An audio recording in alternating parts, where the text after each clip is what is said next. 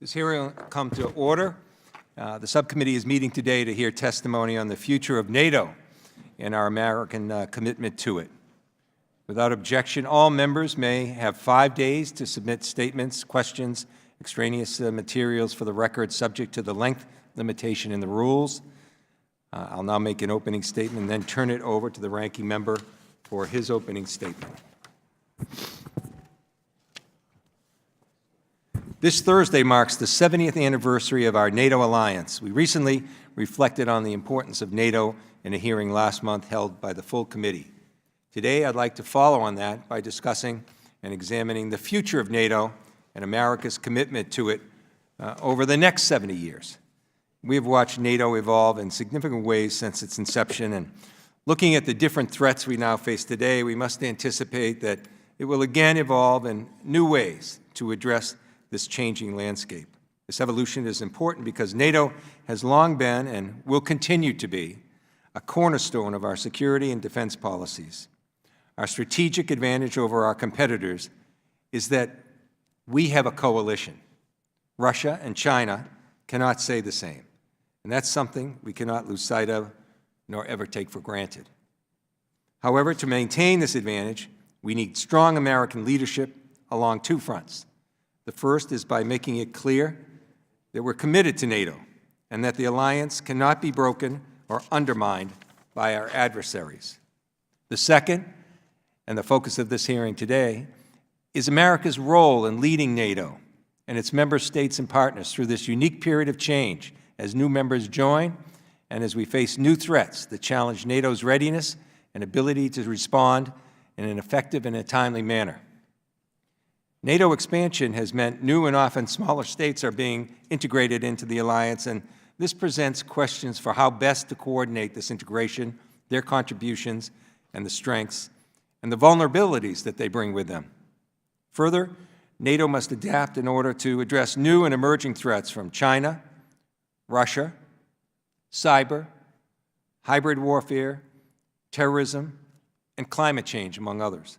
This means contemplating possible changes in NATO's structure and thinking strategically, not only about how NATO should adapt to this landscape, but also how the U.S. and other member states must work together, now more closely than ever, to strengthen the alliance and their own capabilities.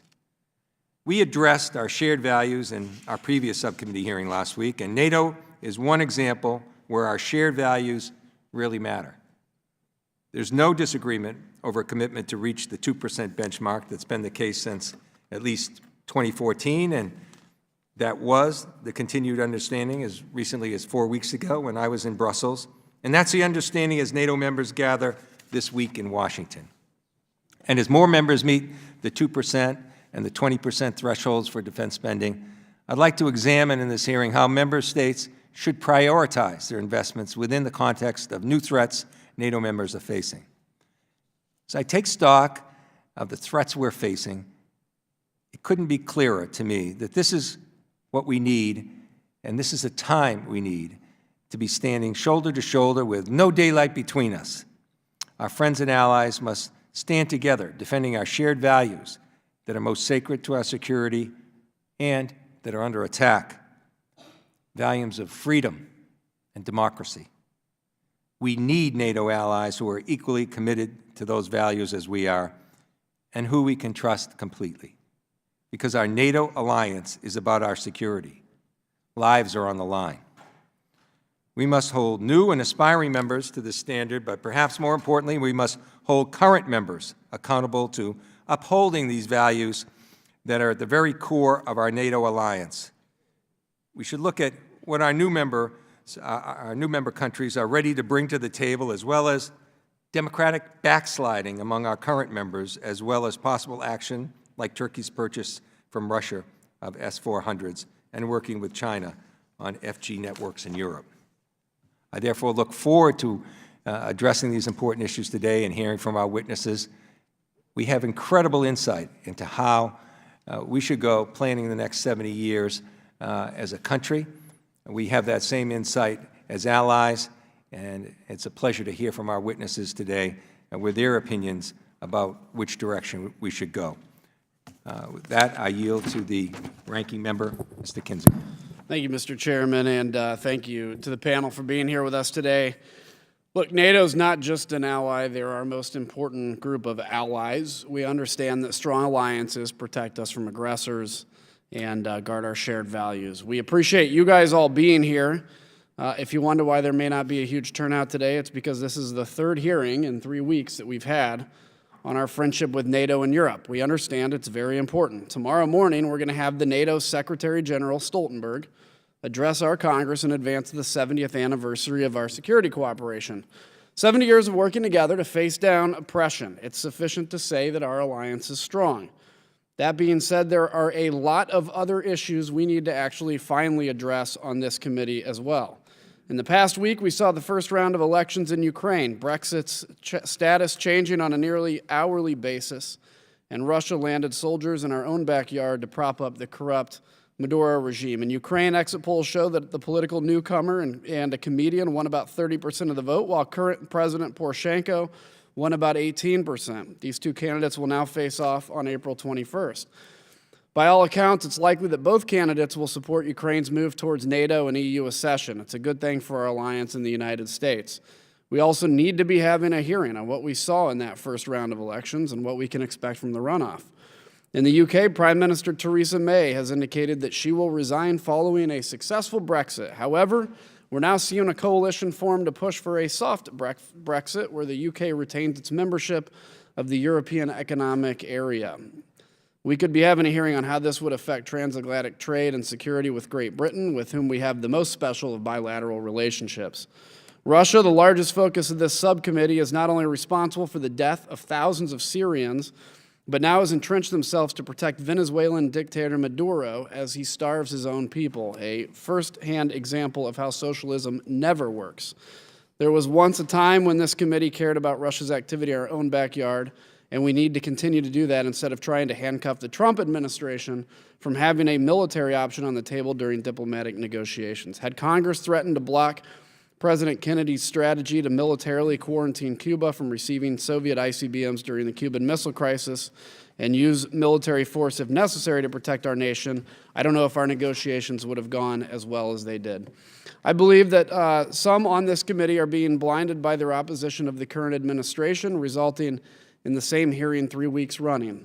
The only reason, because the administration is telling our NATO allies the hard truth, that you can do more. And I would agree at the beginning. We can say it differently, but it's a message that needs to be said. So I reiterate my support for NATO, this committee's support, and the Congress's support for NATO and Europe. I just think it's time to begin to move on to other pressing issues in this world as well. So with that, Mr. Chairman, I thank you and I yield back. Thank the ranking member, and I thank our witnesses for being here today. I realize that your schedules are greatly under strain, and we really appreciate your offering your thoughts here. I'll now introduce our witnesses. General James Jones served as commander of the U.S. European Command and Supreme Allied Commander in Europe.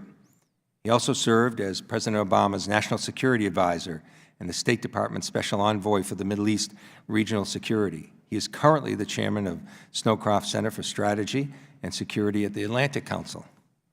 Dr. Evelyn Farkas is a resident senior fellow at the German Marshall Fund of the United States. Previously, she served as Deputy Assistant Secretary of Defense for Russia, Ukraine, and Eurasia, and as a senior advisor to the Supreme Allied Commander Europe and Special Advisor to the Secretary of Defense for the NATO Summit. Welcome. Mr. Damon Wilson is Executive Vice President of the Atlantic Council, covering Europe and NATO. He previously served as Special Assistant to President George W. Bush and Senior Director for European Affairs at the National Security Council and Deputy Director of the Private Office of the NATO Secretary. We appreciate hearing you for today, and please limit your testimony to 5 minutes, and without objection, your prepared written statements will be made part of the record. I will now go to General Jones for his statement. Thank you very much, General, for being here. Thank you for your service. Thank you, Mr. Chairman, and Ranking Member Kinzinger. I am honored to be here, in part to celebrate the 70th birthday of the North Atlantic Treaty Organization. I was privileged to serve as the 14th Supreme Allied Commander from 2003 until 2016. I was honored to be in NATO when we went from 19 to 26 countries in 2004, and I'm delighted to see that Macedonia will be joining us to bring the total membership of NATO to 30 members in the near future. One of the things that NATO has to deal with and has dealt with, I think, and is doing quite well at is understanding that there's great difference between the 20th century and the 21st century in terms of what NATO does. And without going into too much detail, NATO is undergoing, in my view, a transformation that needs to continue from being a reactive defensive alliance to a more proactive, engaged alliance to actually prevent future conflict. Projecting influence in the face of new threats. In a way, we're going back to the future to face the rise of autocrats and intelligent autocrats that have the economic capability to cause us great harm. Dominant among those challenges is China's quest for influence, not only total control inside its borders, but also the most control as it can gain outside of its borders, and it's moving into the European landmass with alarming speed. Russia, not too much needs to be said about that. Mr. Putin is very clear on what he thinks about NATO, and his most cherished ambition is to do anything he can to bring about disruption and, in fact, ultimately the demise of NATO. Iran continues to be the world's greatest exporter of terror. Africa remains a challenge for the European landmass that NATO has to be involved in. Non-state actors and hybrid warfare, just to name a few. Gentlemen and ladies, the defense of Europe has shifted from Germany to the Black Sea and to the Baltic states in the east, and certainly to the North African coastline to the south. And that fact brings with it a number of threats that our friends and allies are concerned with. NATO is relevant today, I think, in real terms. It's active outside of its borders in many ways that not many of our countrymen really understand. In Afghanistan, Operation Resolute Support is underway since January 2015. In Kosovo, 4,000 troops are deployed. In the Mediterranean, Active Endeavor has been replaced by Sea Guardian, again, a very important operation to counter terrorism. In Iraq, the NATO mission is underway since 2018 to help with training in the African Union peacekeeping operations going back to 2007 in Somalia, air policing in 2014 in the NATO land space where countries do not have adequate air forces to protect themselves. In short, this is a different world that we live in. It's a world that demands a very proactive and engaged NATO, and it also demands American leadership and participation. The financial picture is looking better. It's not, we have not arrived where we need to be, but we're getting there. NATO is buying the right type of equipment, in my view, and is partnering with the economic reality and the economic threats that countries like China and Russia in particular bring to the European landmass. In my view, peace and stability can only be maintained in the European landmass and elsewhere with American leadership, with involvement in three areas: security, economic development, and governance and rule of law. And if you combine those three things, particularly I might bring to the attention of the committee the 3 Cs initiative, which was brought about by the Atlantic Council in 2014, which is to help the Central and Eastern Europeans with their own type of Marshall Plan, if you will, a north-south corridor from the Baltics to the Adriatic involving energy, telecommunications, and transportation renovation. Everything during the Cold War was built east to west. 12 countries are now involved in this project, and over 50 projects are underway. The U.S. government has supported it very well, and this combined with the the military posture of NATO, which is encouraging, will bring, I think, will contribute measurably to peace and stability in the European landmass. Thank you very much. Yeah. Thank you, General Jones. Dr. Farkas. Thank you. It's been a while since I've been on the House side, though. I worked for 7 years on the Senate side, but I started here with this committee as a fellow in 1992, and they had me sitting in that anteroom there. So it's nice to be back. But I don't have familiarity with the buttons. Thank you, Mr. Chairman, Ranking Member Kinzinger, all of you members for taking the time today. I know for now the third hearing on NATO. It's important because today our international system, NATO, and democracy around the world have never been in graver danger than they are today since the Cold War. Today, Americans and our democratic allies in Europe, Asia, and elsewhere are in a standoff against autocratic dictators working to destroy our democracy and to thwart our domestic and international objectives. First and foremost among these adversaries, as the ranking member mentioned, is the Russian government led by Vladimir Putin. Russia is our greatest threat. The Kremlin is not satisfied solely by threatening our international interests.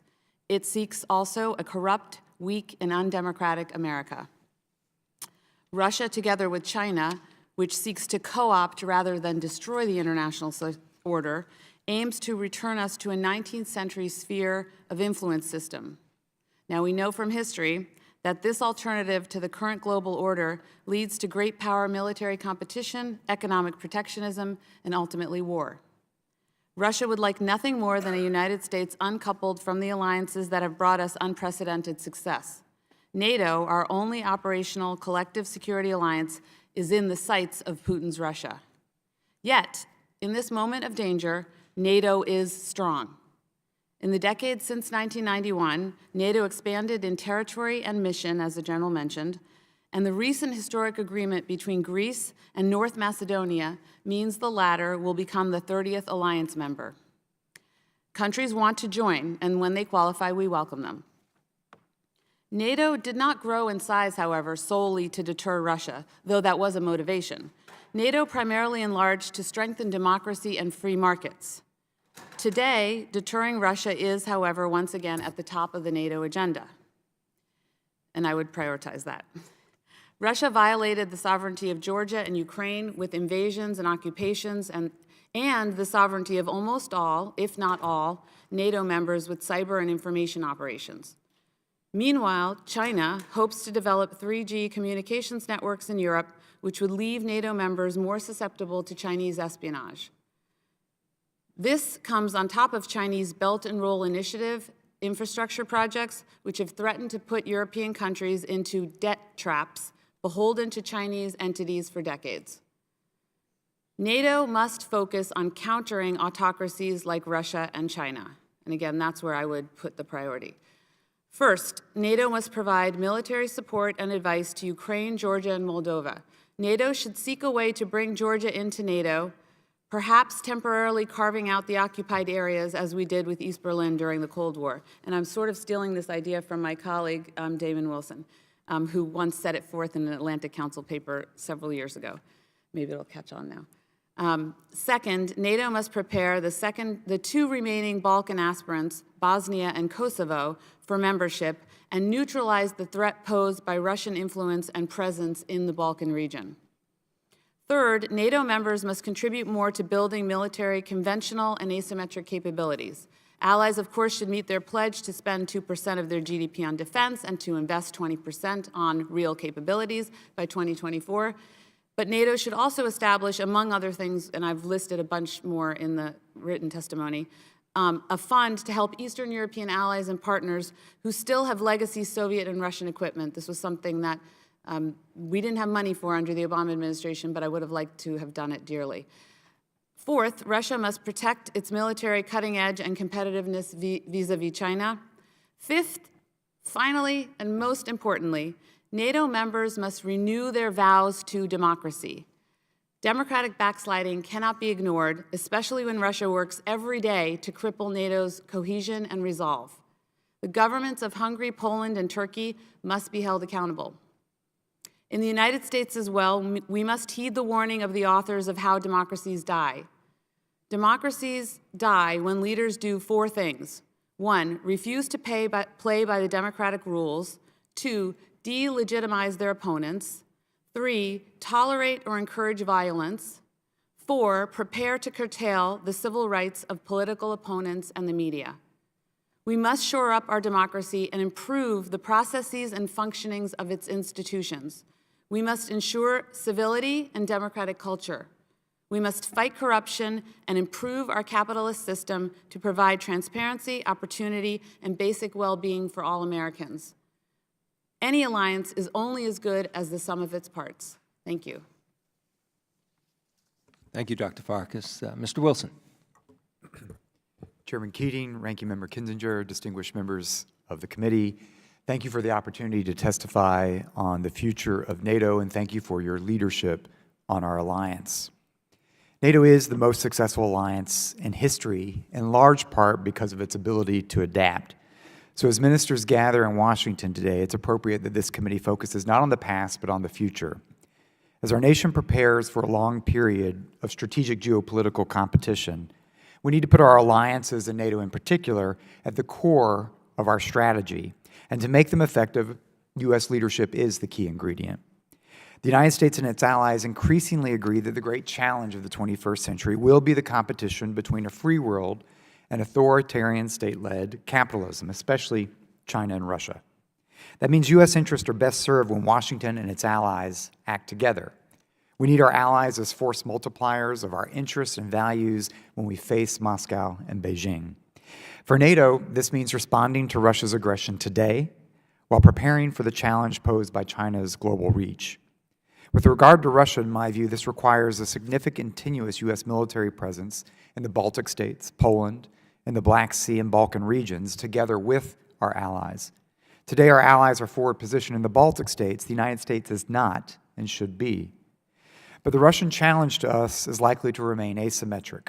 Therefore, we should double down on our support, working with the European Union, to strengthen the resilience of democratic societies through efforts that range from diversifying energy routes and supplies to democratic defense of disinformation.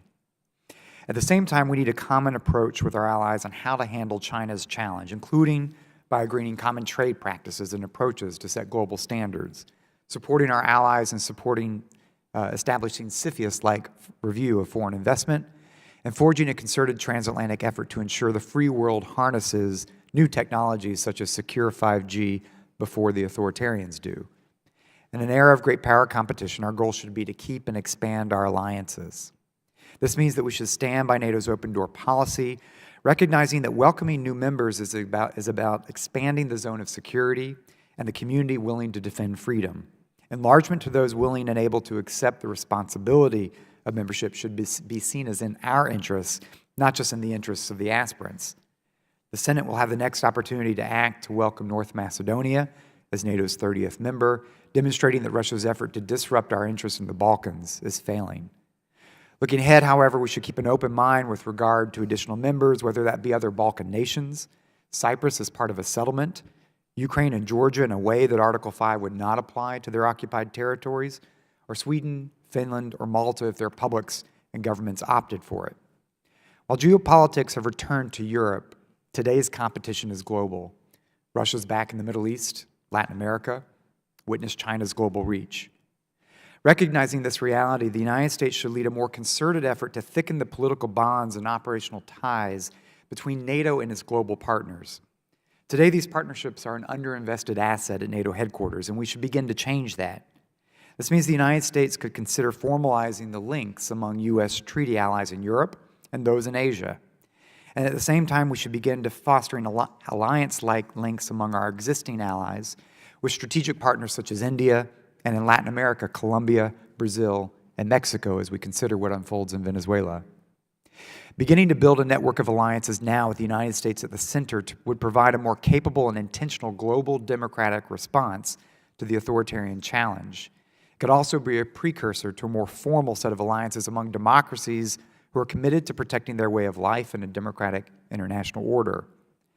So as NATO leaders begin arriving here today, there's no doubt a lot of attention will focus on which allies are making strides toward their defense investment pledges, and rightly so.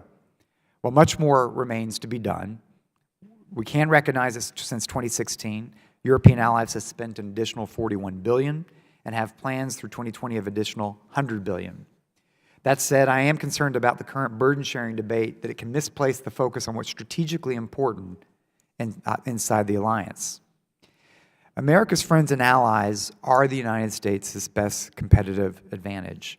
Indeed, Congress, the administration, and the American people can view our alliances as a national strategic asset. As such, each administration serves as a steward of these assets with the responsibility to defend, strengthen, and lead them. U.S. leadership, after all, is the decisive element in determining the success of NATO's future. Thank you for the privilege to testify today. I look forward to your questions. Thank you, Mr. Wilson. I'll now recognize myself for 5 minutes.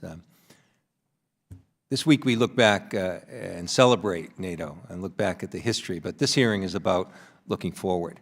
And General Jones, you hit, I think, the theme of that hearing, talking about a new way of viewing, a much more proactive way. You know, we'll look at the 2%, the 20%, but really, what is NATO's role in coordinating out how that's going to be spent, how we're going to move in that direction, eliminating unnecessary redundancies and ensure improved deterrence and readiness in that regard. So in that proactive sense that you spoke about, could you share some of your thoughts in that regard? Thank you, Mr. Chairman. I think that this is really a moment for the alliance to really transform itself in its thinking philosophically in response to some very, very serious threats that are coming our way. NATO is included in all of these 5G discussions that are going on about China and U.S. and Huawei and the like.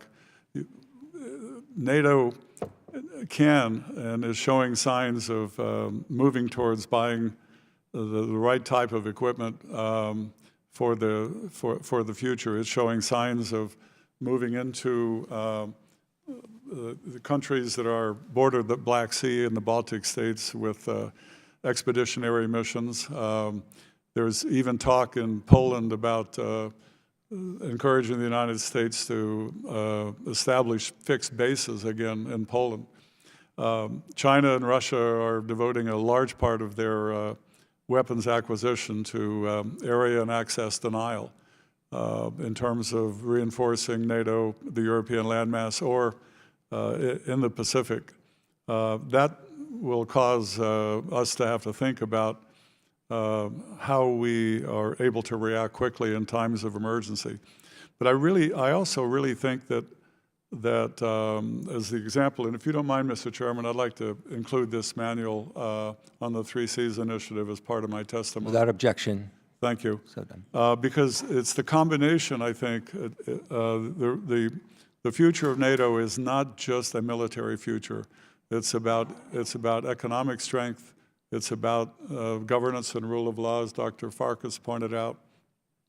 And it's about ways in which we can and must be successful against the rise of these new autocracies that are actually quite smart in terms of using. If I could, General, I'd like to use that comment you just gave as a, a point to include our other witnesses on this question. Sure. Mr. Wilson mentioned a misplaced focus on just the percentages. It's just not, doesn't mean it's not important. It just means that it seems to be too much of a focus. And going back to Dr. Farkas's comments in that regard, I was troubled when I was in Munich Security Conference just about 4 weeks ago. There was a poll in Germany that said the view of the German people is 85% unfavorable to the United States. Dr. Farkas, you were mentioning the role of the U.S. in NATO, particularly in terms of trying to stop democratic backsliding. And, if you look at areas like civil rights and issues of autocracy in Hungary and Poland and Turkey, how can the U.S. do a better job assuming that mantle that we should have in this regard, given the current way the U.S. is being viewed? What can we do to perhaps resume being the mantle of all these civil rights, rule of law, democracy issues that you mentioned. Your microphone. There you go. You're in the House again. Yes. All right. So first, Mr. Chairman, I would say, looking internationally, which is where most of my expertise is, we need to do more helping put pressure, helping the opposition, frankly speaking, in Hungary, in Poland, in Turkey, to put pressure on the government to do better. So to be more of a liberal democracy, if you will. If you recall the famous statement by Viktor Orban, the Prime Minister of Hungary, he very proudly said, "We are not a liberal democracy." But without the liberal, you're not really much of a democracy. So there needs to be more pressure put on these countries. But what we found, and here, we saw under different types of approaches taken to Hungary under the administration. I worked for Obama administration, now the Trump administration, and I think we need kind of a mix of the two, where we speak frankly and directly to the Hungarians and to our allies, to the leadership, and we appreciate them for their military contributions, because those three countries are actually very strong contributors. With Turkey and Poland making the 2% cut and also having the highest, Turkey certainly has one of the highest numbers of people under arms. So we recognize that, but at the same time, we know that their democracies are weak. We know that they need help. We need to put more money into that through our foreign assistance programs to help the opposition, to help their democracy and their civil society. Here at home, I would say the polls, and I think Damon's probably also familiar with these polls, the polls, I believe that they tend to ask about our president and how the German public views our president, and then America, but these two things obviously become intertwined. And President Trump is not popular in Europe because of how he's spoken out with regard to the German Chancellor and the Prime Minister of the UK, so Prime Minister May, and other leaders. He's seen as not being respectful, and I think the push for increased assistance to NATO, while it's very consistent with all of the other presidents who have come before our current president, he does it in a way that obviously is irritating not just to the leadership, but to the people. With regard to what we have to do about briefly, shoring up yeah. our democracy, obviously more needs to be done there, and I would really just urge Congress to do what you do best. I love Congress, and Congress just needs to have a robust role in our democracy. Thank you, Dr. Fargas. I yield to the ranking member, Mr. Kinzinger. Thank you, Mr. Chairman. And just respectfully on the polling front, as you were asking that, I looked up a old poll from 1983, and in Britain, Great Britain and England, Ronald Reagan's popularity was 21% in 1983 in England. And I would argue that he was actually a pretty good president in hindsight. But, and typically I think if we look in Eastern Europe, there'd probably be a much more popular, as we've always seen in the view of the United States, because they remember what it was like to live under oppression. And this is why I think this is so important to keep NATO together. I'm going to kind of go 2 degrees of separation from NATO for a second and just say, one of the challenges I think we face as a country is people think they're tired. I think they feel exhausted, even though they really aren't. And, we're fighting on an economic front, in many cases, I think primarily China. And so I think this is part of the reason I came out and said that I think cutting off aid, for instance, to El Salvador, Honduras, and Guatemala was not smart, because as we back away from it, right now I think Central and South America are on the verge of, frankly, democratic governance, a major change. But every time we pull away, the Chinese will show up and they're going to ask how much money we were giving El Salvador, for instance, get that number and double it. And we saw, in fact, a few months ago, El Salvador de-recognized Taiwan. And you wonder why that happened? Well, it was because they got money from China to do it. So this is the battle we're in. So I think when we talk about whether it's in Europe and NATO and things like that, we have to keep in mind the importance of the economic side of what we do. And so with that, I want to talk, because obviously Putin being a prime, adversary of the United States, I want to talk about his movement into Venezuela, even though this isn't, again, specifically NATO. Maduro has lost trust in his own armed forces, so Putin has to come in and protect him. That's what's going on. We've seen this play out before when Russian forces entered Syria to protect Bashar al-Assad. And I remember Russia said they're just here for maintenance. They're here to take care of a base we have. And next thing we knew, there were thousands of them. They illegally occupied Georgia, Ukrainian territory, and now they're in Venezuela. So, Mr. Wilson, should we be concerned with Russia's strategy of illegally occupying land as well as propping up despot regimes around the world? And what would you recommend to this administration to do to counter Russia in that? Yes, thank you for that question. I think the reality is we are facing a declining Russia, which is seeking to disrupt our interests and doing so pretty effectively. When your goal is disruption rather than building, it's actually an easier threshold to achieve. We've seen that close to their neighborhood. We're seeing it play out globally. So I think the twofold issue of an alliance that's transforming to be focused more on defense and deterrence is quite important. And I think the alliance has begun that process. I think it has still begun and playing out on the home front in Europe.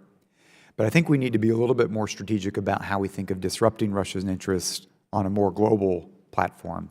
If you think about, we should have a strategy that thinks about how Beijing and Moscow do not become allied in their efforts, but that we drive that wedge. We should be paying attention to what Russian forces are doing in the Central African Republic and in Venezuela. It's pretty astonishing. So I think thinking through a strategy of not just deterrence in Europe, but disruption of Russian interests on the global playing field is overdue. We look at Venezuela, where Cuban intelligence, Russian military, and Chinese money, debt, is fueling this crisis. It's why I've suggested that we should not just support what's happening on part of the Venezuelan people, but think about how we work with Colombia, Brazil, and back the regional countries, bring our European allies into this kind of conversation so that we can actually have a more intentional effort of disrupting this effort here in Venezuela. A quick word on what you said at the beginning, the Chinese strategy. The economic piece is fundamental. We're never going to outspend the Belt and Road Initiative, and we shouldn't. It's not how we play. We do need to recognize that U.S. capital markets, private sector investments, private equity dwarf what the Chinese government can do in BRI over time. Part of it is that it's difficult. We don't want our government telling our private sector what to do, but how do we think of harnessing, in a geoeconomic term, American capital markets to advance American interest and values in these places? At the end of the day, whether you're in Serbia or other countries, they will accept and take Chinese money, but usually a mother wants her child to study in the United States or Europe, and if a young person is competing for a job, they want the opportunity to work for a U.S. company where they know there will be a meritocracy. We can win this because we see individual decisions recognize the difference between their strategy and ours, but we need a stronger approach to a geoeconomic. Thank you. And I think, Ex-Im Bank's a prime example. That's still languishing right now, and that is I think, very effective thing for our economy. I had more questions for you, General, but I'm out of time, so I'll yield back. Thank you, Chairman. Thank you. Chair recognizes Mr. Costa, California. Thank you very much, Mr. Chairman, and thank my colleague for yielding. General, we appreciate your commitment and service to our country, and you made a number of comments. I think we're all in agreement that the 2% goal for commitments by NATO countries is something that's been determined necessary. We need to continue to press them, especially some of our allies who have been backsliding. We know who they are. And how we do that is critical. You talked about they're making right choices on equipment. In terms of procurement, what do you mean by that? I'm sorry, in terms of procurement of equipment, you're saying they're making the right decisions. I'm really talking about investing in real warfighting capability and upgrading the systems that they have in terms of airplanes, ships, and warfighting equipment as opposed to infrastructure. What about the notion that the European Union is talking about putting its own defensive capabilities? Do you think that's compatible? And I know that's still being sorted out among the EU.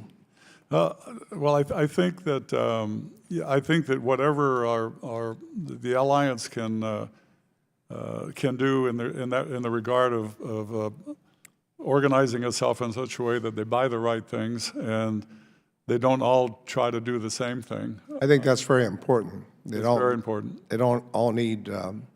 Some of them have certain talents in certain areas, and Exactly. we should encourage them to pursue that instead of areas that are less Exactly. effective. You'll find that some of the smaller countries in NATO are actually specializing in quite impressive special operations capability, abilities to make significant contributions in electronic warfare and the like. So there is some specialization going on, and if you look at the graph that shows the equipment expenditure as a share of defense expenditures, well over half of the countries in NATO are approaching the NATO guideline of 20% of their purchasing power being spent on relevant equipment. So that's very encouraging. Because of my time situation, I don't know, I think General Gerasimov, who was, I guess, the equivalent of the Joint Chiefs of Staff, talked about their asymmetrical potential, and Mr. Wilson, you made reference to Russia playing a disruptive hand, but smartly. Those are my words, not yours. But using democratic elections as a means to undermine not only NATO as a deterrent to peace, but also undermine the European Union as an economic force. And frankly, if you look back to 2013, 14, he gave that speech. They've done a fairly effective job. I mean, they've been undermining European elections even before 2016 with ours. And so I guess my question to you is what's the best way, and Mr. Wilson and Dr. Farkas, to combat this real threat because while this may be the third hearing on NATO, I think it's important when we tomorrow hold the joint session of Congress, realize that not only has this been the safeguard of our common values and rule of law, but it's the longest peacetime period in Europe, the last 70 years in over 1,000 years, and that gets overlooked. And if you could, we're up against a roll call. If you could just keep that combined under a minute, that'd be great. I can be very quick. I did cover this in my written testimony. I would just say one part is resilience, so strengthening our democracy and transparency.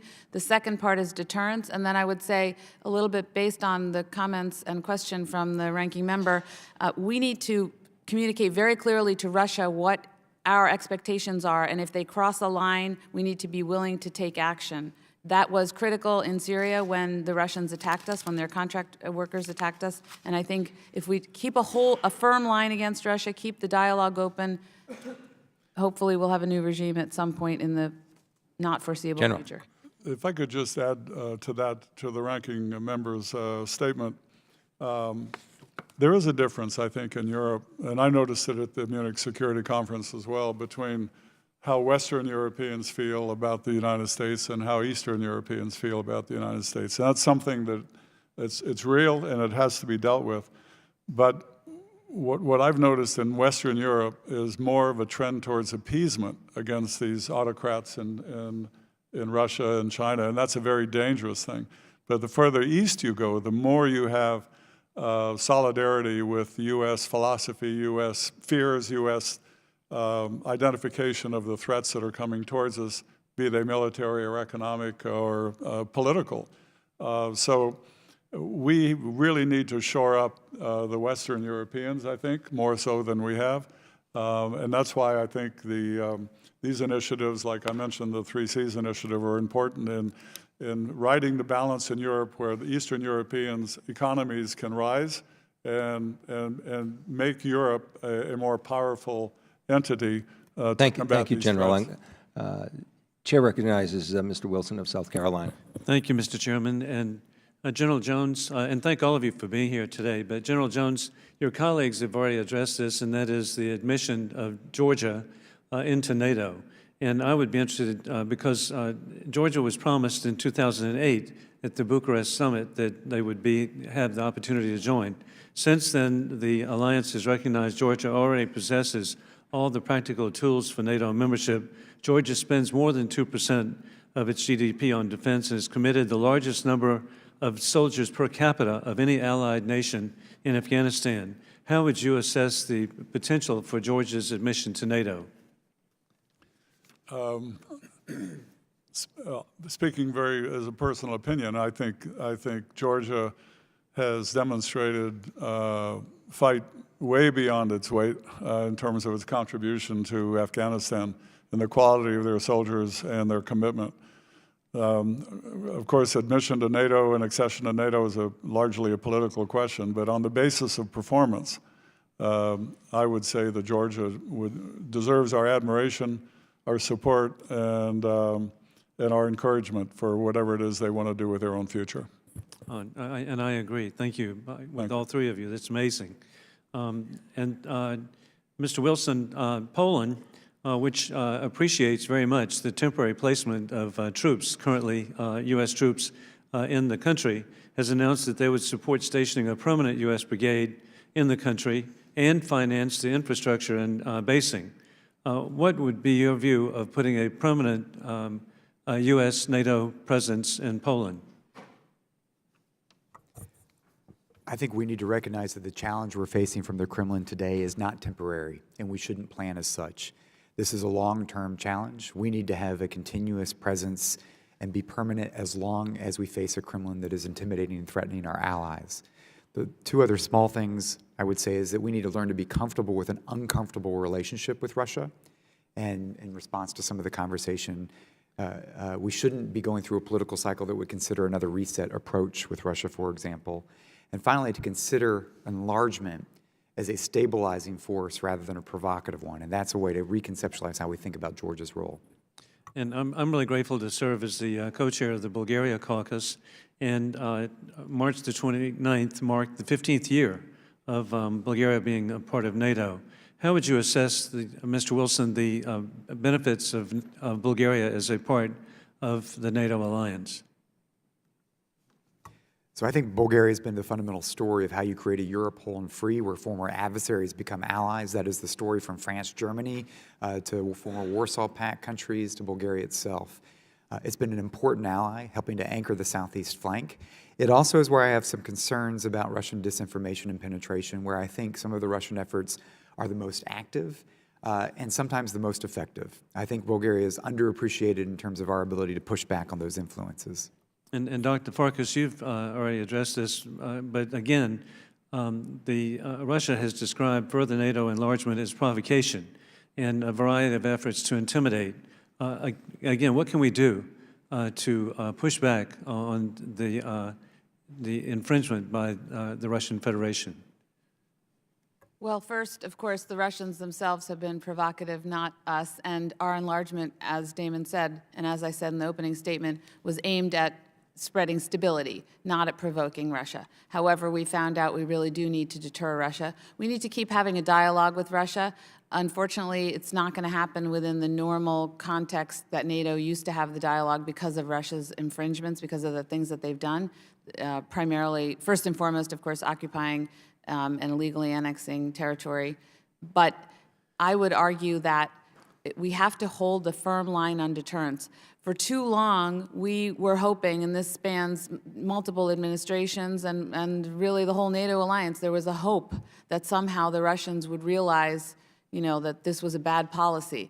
And unfortunately, this Kremlin, this leader of Russia, is not going to realize that. So we have to hold a firm line. Thank you. And a final question for the General. In regard to Turkey purchasing S-400s, should the United States still be providing, through NATO, F-35s? Yes, I believe that topic is being discussed almost as we speak between Turkey and the United States. I am also serve as the chairman of the American-Turkish Council, a venerable institution for over 40 years. And we just returned from a big trip to Turkey where we were received by the president, the vice president, and every cabinet minister we wanted to speak. They are very active in very desirous to rebalance the relationship with the United States, working on these difficult problems, but also some resurgence in the trade relationships between our two countries. Well, thank you for your personal efforts. Thank you.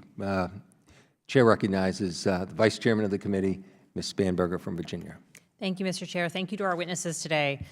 So much of our national security relies on global telecommunications infrastructure, including military systems, diplomatic channels, intelligence reporting, not to mention the critical infrastructure for every day-to-day uses across this country and the world.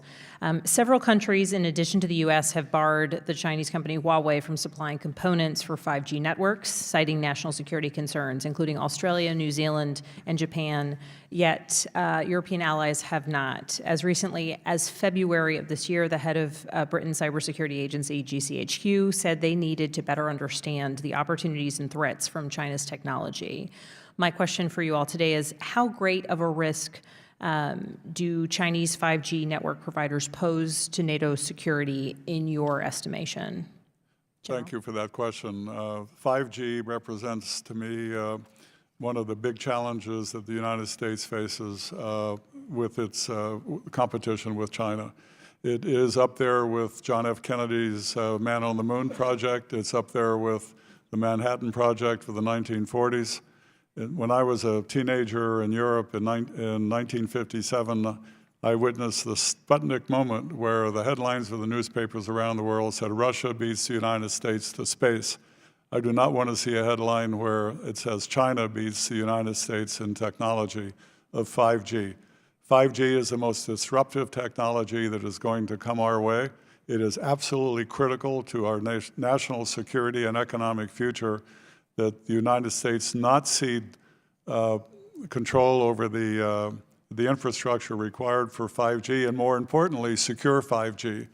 NATO's interoperability will be affected if there are countries in NATO who are showing signs of forgiving China and believing the theology that they advocate, which is cheaper, more reliable, no strings attached, and backdoors to Beijing. This is a very, very serious threat. We are behind, and our private sector is doing a pretty good job at developing the technology we need to ensure our security, but we need more government oversight and participation, because this is really a moonshot for us. This is as important as anything we've ever done. If we lose this, we will lose a substantial portion of our ability to influence the world. In your assessment, is there a way for NATO to mitigate the risks from Chinese 5G technology, or do you believe that the United States should continue to pressure our European allies to avoid any agreements with China altogether? So there's 5G and there's secure 5G. Okay. By far the most important one is the secure 5G, and on that score, I can tell you that our private sector is coming up with some very exciting technologies that would give us hope that we can prevail, at least in the secure 5G world. Technologies that are impenetrable, technologies that cannot be reverse engineered. You cannot have a smart city without a secure network. That's obvious. And the United States, I think, can prevail. There will be countries that will buy Huawei equipment, and by the way, a lot of them are thinking twice about that right now, and that's a good thing. But if they don't care about, if they just want cheap equipment, and they don't care about the backdoor or the ability of China to eavesdrop on what they're doing, then more power to them. But it is absolutely incompatible with since we're talking about NATO, with a 30-nation alliance, that they would have a combination of Chinese technology and Western technology. That's just simply not going to happen. Okay. Thank you, General Jones. I yield back. Thank you. We have Mr. Pence, Mr. Cicilline, Mr. Guest. Haven't called the roll calls, yes. Those members can choose to cut their questions, if they so choose, to 3 minutes, so we can get them all in there. Chair recognizes Mr. Pence from Indiana. Thank you, Chairman Keating, Ranking Member Kissinger. Thank you all for being here today. Mr. Wilson, in your prepared testimony, you stated the following, and I quote, "But the Russian challenge to us is likely to remain asymmetric. Therefore, we should double down on our support, working with the European Union to strengthen resilience of democratic societies through efforts that range from diversifying energy routes and supplies to democratic defense of disinformation. I'm glad you mentioned energy security. In our hearing last week that Congressman Kinzinger mentioned, I brought up this very topic and would be interested in your thoughts. This is my question to you all. Is NATO doing enough to enhance energy security in the alliance, and how might we encourage NATO to engage with the EU to address their collective energy security challenges? Thank you very much for that question, and I will sort of refer to, as General Jones noted, this 3 Cs initiative. I don't think NATO is doing enough, and I think the key is an integrated strategy between NATO and the European Union. If Russia uses energy and weaponizes it against our allies, we need to work with our allies on a common strategy to defend against that. That obviously requires work with the European Union. So part of this effort is how can the European Union, with the United States, help diversify those energy routes and supplies, particularly into Central and Eastern Europe, so that they are not found in a vulnerable position. And I think that's where the effort of the 3 Cs initiative is, how to build the cross-border infrastructure that is required, that is often not attractive to some private investment, but is quite necessary to give options to some of our more vulnerable allies. We've made progress on this agenda, but it has been too slow. We haven't treated it as a first-order strategic priority of alignment between NATO and the EU on a common strategy, and I think it's an imperative one to add to that. Yeah, I would basically agree with all the points that Damon made. NATO needs to get more actively involved, at a minimum, in a consultative fashion. But NATO members their militaries rely on energy, they rely on fuel, and maybe to some extent to natural gas. So there is a role for the defense ministries of these countries as well in putting pressure on their governments. So I think, but the EU largely has the lead on the issue. They took a while to become activated again, to become sufficiently alarmed to coordinate this, and they're doing a better job. Thank you for that question. Philosophically, President Putin of Russia has shown that he is more than capable and willing of using energy as a weapon, and he's done so. The U.S., having catapulted itself into a position of global leadership on energy, has adopted a much more benevolent strategy. We care about military security, economic security, political security, and energy security. And with the 3 Cs initiative, and what it does is it reduces the dependency of about 20 different countries in Central and Eastern Europe off of the Russian ability to manipulate the political spectrum through threats to cut off energy. It will affect better prices. It will affect the whole stability of the continent. And I think the arrival of the United States as a great power on energy should go beyond Europe. We should also compete with China aggressively in Africa on energy security as well, because energy is not the commodity that China can export. We can. Thank you, Mr. Chairman. I yield. Chair recognizes Mr. Cicilline of Rhode Island. Thank you, Mr. Chairman. Thank you to our witnesses. As you've all said, NATO is obviously rooted in a bedrock of shared democratic values, and I think like many, you've expressed concern about democratic backsliding, particularly in Hungary and Poland, and of course Turkey is hardly democratic today. And I'm just curious, maybe starting with you, Mr. Wilson, what can Congress do to kind of shore up these democracies in Europe and within the alliance? Some have suggested NATO should begin an annual report or review of democracy within the alliance. Wonder what you think of that and what Congress might do to support that. And Dr. Farkas, if you could follow, I know you said that these countries must be held accountable. I think we all agree, but it's unclear exactly how we do that under the current kind of structure of NATO. How do we actually hold these countries accountable? So maybe start with you, Mr. Wilson. Thank you for that question. My approach is a little bit different, perhaps, than as Dr. Farkas outlined. I think our premise should be to keep our allies as our allies. And if we look 10, 20 years out, the last thing we want to see is an alliance in which Turkey is not aligned with us, but perhaps someone else. I think the openings there of the cleavages within our alliance are a strategic vulnerability that a country like Russia can exploit. It doesn't mean that we don't have concerns about what's developing. But if you look at local elections in Poland, local elections in Turkey, there is a vibrancy to these civil societies, to these opposition parties, to their political class.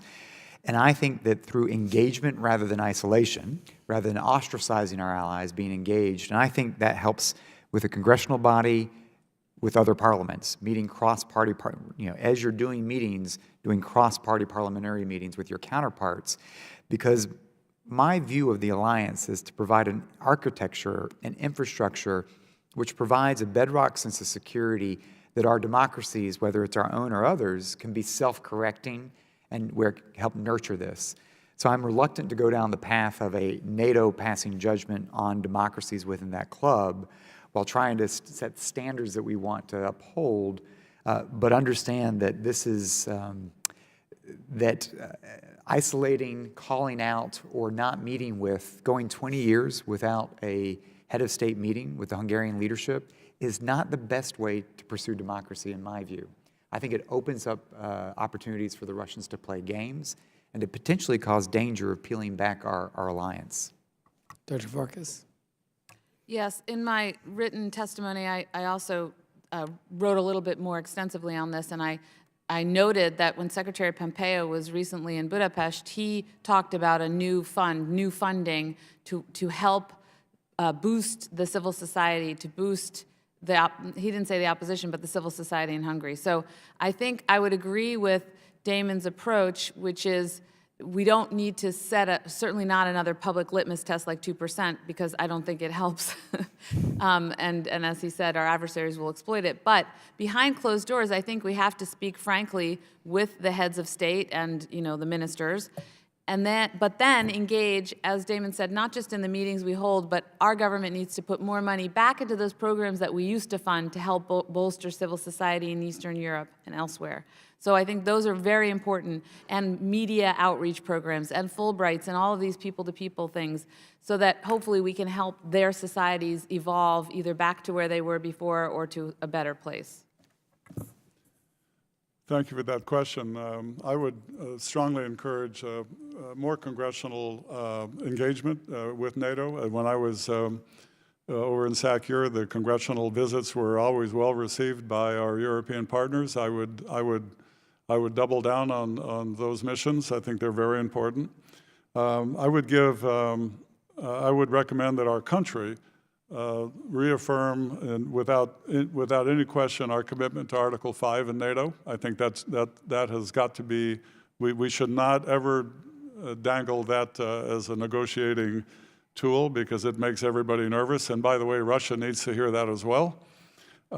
We should praise what the alliance has done. We criticize it quite a bit, but I don't see enough praise coming from this side of the Atlantic to what they are doing.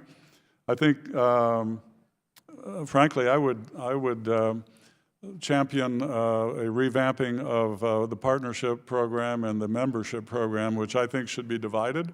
There are countries like Brazil and countries all over the world that would like to have an interoperable mission with NATO, and I think we should encourage that. The membership side should be completely distinct. There should be a very rigid step-by-step process where countries can become members. But right now, the two are kind of in the same building, if you will, and it's unclear. The distinction between the two is unclear. So I think there's a lot more we can do. But I think we need to. I just think we need to praise NATO when they deserve to be praised, because we don't hesitate to criticize them. Great. Thank you. Thank you, General. Chair recognizes Mr. Guest from Mississippi. Thank you, Mr. Chairman. NBC News reported earlier today that the United States has blocked Turkey from receiving equipment related to the F-35 fighter jet until its NATO allied cancels an order of Russian missile defense system, which we know to be the S-400.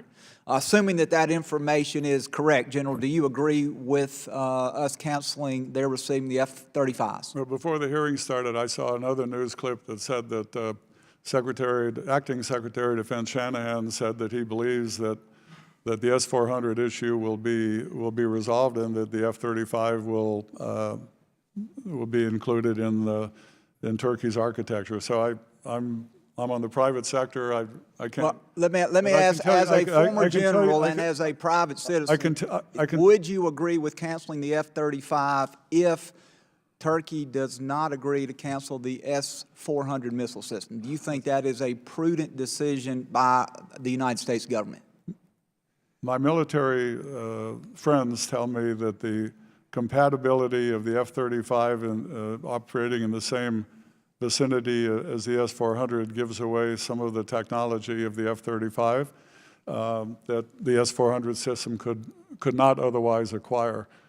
I'm very hopeful that this is going to be resolved because this is really important for the alliance. It's important for the bilateral relationships. Would like to remind the committee that years ago, Greece bought the S-300 from Russia, and the alliance put so much pressure on Greece that they bought the system, but they never deployed it, and it averted a crisis. I know from my Turkish friends that there's some willingness to consider the deployment options available to them, and so I hope this thing is working out. I was very encouraged to see this clip before I appeared before you. And Dr. Farkas, the same question to you. If Turkey refuses to cancel that order, do you agree that we should not sell them the F-35s? Congressman, I'm not sure whether I would link the two just because I haven't studied the issue, so the kind of political scientist, policy maker, geek in me says I need to study it. But I will tell you that it is deeply disturbing that Turkey is dangling this in front of us. I don't know how serious it is. And the reason I say that is because when I was in the Pentagon, they also were toying with buying a Chinese system. And some of this plays into Turkey's desire to show that they're somehow independent of the United States, of our pressure. It's not helpful at this time in history. It may also be part of their overall effort to put pressure on our government vis-a-vis Syria and what's happening there. So I think I would look very closely at the macro picture. I'm not sure I would, again, tie the F-35 directly to this S-400 deal, but the S-400 deal, I will say, it can't stand. And Mr. Wilson, I'll give you an opportunity to answer the question as well. I think strategically we want Turkey in the F-35 program. We need to recognize that we are in the Turkish bazaar negotiating right now. And I think even today's statements are playing out. There's a high-stakes negotiation. Now that we are through Turkish elections, I hope they can be serious. We understand that the Russians put real pressure on Erdogan after the shoot down of a Russian jet over Syria, Turkish airspace, to go through with this. I think we need to see it either canceled or deployed in such a way that it's actually deployed / mothballed at the same time so that it does not provide a cleavage place with vulnerability for the F-35, which has to be our #1 priority to protect that program's integrity. And would you agree, Mr. Wilson, as the general spoke of a few moments ago, that if the S-400 was deployed in Turkey at the same time our fighter jets were, that it would be able to give the Russians or our adversaries information about capabilities that they don't currently have? That is what I understand from people who have more technical expertise than I do. That's where this either comes in. Do we either come out of a negotiation that leads to a cancellation, or is there a saving face option where the Turks end up paying for this and it is not deployed and used in such a way that it would cause that concern for us? Thank you. Mr. Chairman, I yield back. Thank you, Mr. Guest. I'd like to thank our witnesses for being here and subcommittee members as well, working around roll calls and hearings. It's critical to have a strategy for NATO to grow and evolve and address the new and emerging threats. And I look forward to working with my colleagues on the committee, this Congress, to address it. We appreciate the common comments you've made about the role of Congress going forward. I think it's a very important role. Members of the committee may have an additional time to ask questions of our witnesses in writing, and we ask our witnesses to please respond to those questions in writing as well. The record will be open for 10 more business days to receive those responses. Again, thank all of you for being here. An important discussion about the future of NATO and where we're going, certainly an evolving one. With that, this hearing is adjourned.